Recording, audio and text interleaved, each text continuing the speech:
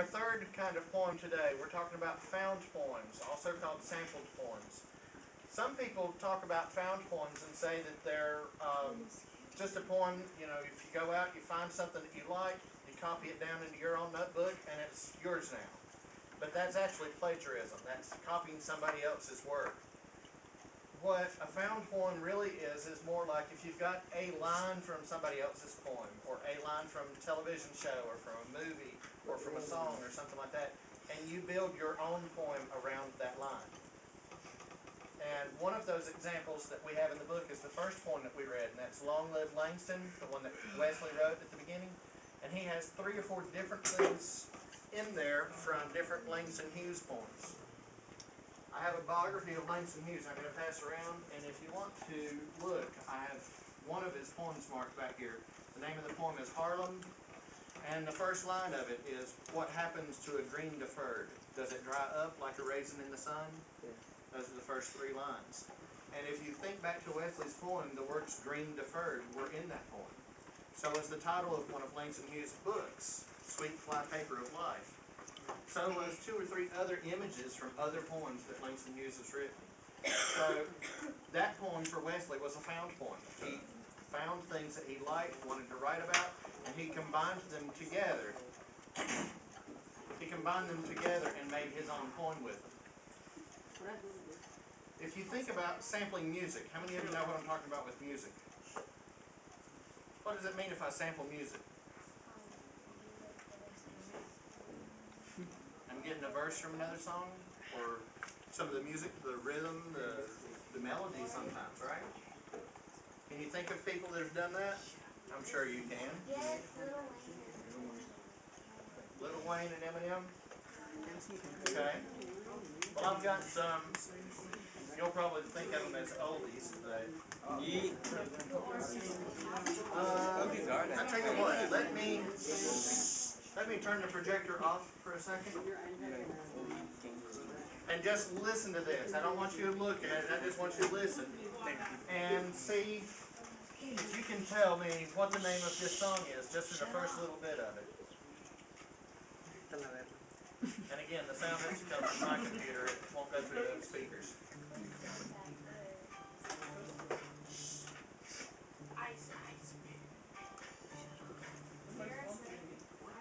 Okay. Kara said it's Ice Ice Baby. Do you think that's right? No, never heard of it. Okay. Back in the early 90s, back when I was still in high school, I know Stone Age for some of you guys, but back in that time, Vanilla Ice wrote a song called Ice Ice Baby, and he actually took some of the sound, some of that music from the beginning of the song from another song, and that's the one that I'm trying to show you if the projector will come back on.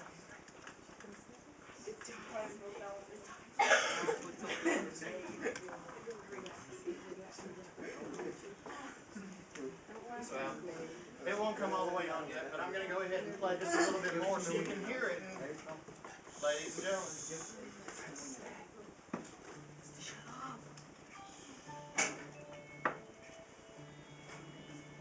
Okay, there's part of the video for it.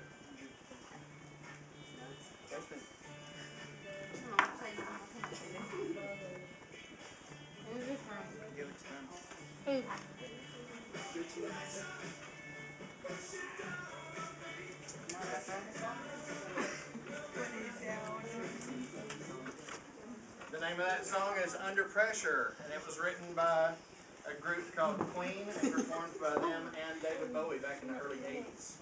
So about 10 years after the song came out, Vanilla Ice, some people use the word stole because he used it without permission. He used that first little bit of the song and used it to create his song, Ice Ice Baby, which became his #1 hit. His almost only #1 hit. He had a couple of other things that did alright, but this was the only one that was a really big hit. And if it will play,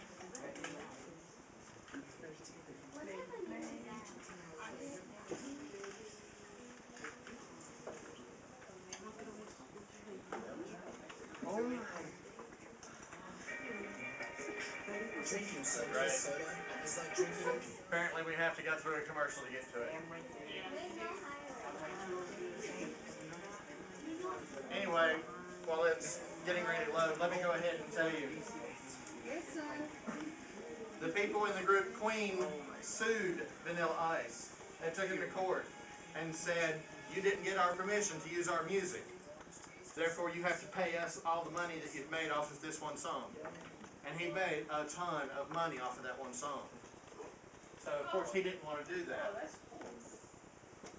Shut up, Daniel. It sounds very, very similar, especially here at the beginning. We got pig. Let's kick. Wow. Just like Daniel, Yeah, I might show you the rest of the video later. Camera's watching.